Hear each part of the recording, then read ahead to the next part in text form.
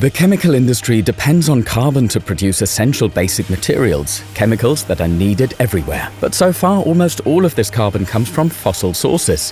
When a product is eventually incinerated, disposed of, or decomposes, its embedded carbon is released as CO2, harming the climate. That's why replacing fossil energy alone isn't enough. The embedded carbon in products also has to become fossil-free. Carbon can come, for example, from recycling and biomass. Both are important sources of carbon, but they can't meet the demand on their own. Because recycling can only recover what's already in the cycle. And biomass faces limits in land use, water, and competition with food production. PtX technologies can provide the remaining carbon the chemical industry needs in form of basic chemicals made from CO2, water, and renewable electricity. However, PtX requires large amounts of energy, infrastructure, and CO2 and may create new trade-offs.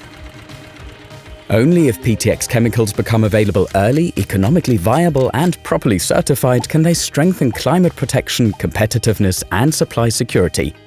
A rapid and sustainable market ramp-up is essential for this. To make that happen, we need environmental standards and clear rules, enabling the targeted use of PtX where no alternatives exist. It's important to remember that PtX doesn't store or reduce fossil carbon. It replaces it. Additional climate benefits arise when fewer products, and thus less carbon overall, are needed. In everyday life, we can save carbon through durable products, repair, and reduced single-use consumption. In industry, this means more efficient processes, circular design, and new business models. Policy can support this transformation through funding, binding standards, and reliable framework conditions. The transition to fossil-free chemistry is a task for society as a whole, but industry plays a central role.